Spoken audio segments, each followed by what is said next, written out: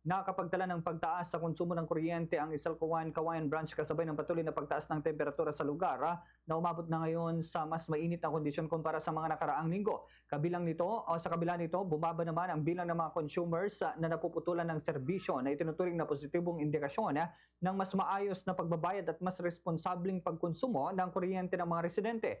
Sa panayam ng Bombo Radio Kawayan kay Ginang Laarni San Antonio, Branch Supervisor ng Isalco 1 Kawayan Branch, ipiniliwanag niyang karaniwang tumataas ang konsumo ng kuryente tuwing tag-init dahil sa mas mataas na paggamit ng mga appliances tulad na lamang ng electric fan, aircon, refrigerator at iba pang cooling equipment sa mga kabahayan at establishmento. Dahil dito posible umanong maapektuhan ang demand ng kuryente sa distribution system, kabilang ang pagtaas ng load sa ilang feeder lines, mas mabigat na daloy ng kuryente sa ilang barangay at mas mataas na pressure sa supply lalo na tuwing peak hours sa hapon at gabi.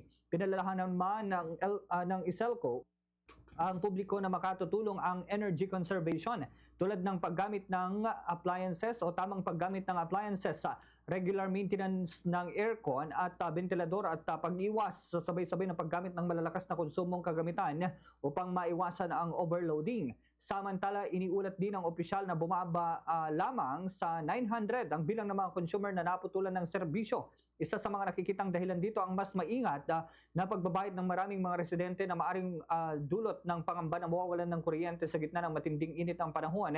Gayun din ang mas pinaigting na information drive ng kooperatiba tungkol naman sa due dates at payment options. Ganito ang bahagi ng pahayag ni Laarni San Antonio. Today po, sa Kawayan City, meron po kaming naputulan na as of April 20. Yes, so. As of correction po dun ha, as of April 20, ang naputulan po ng Kawayan is 997 na consumer. Yes. Out of 10,000 na consumer. Medyo bumaba naman po ng konti compared last month.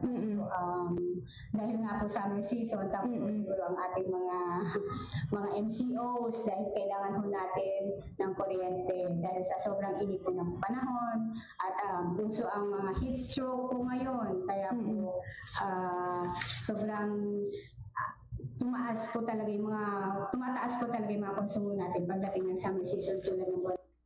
Fast sa Radyo Bombo!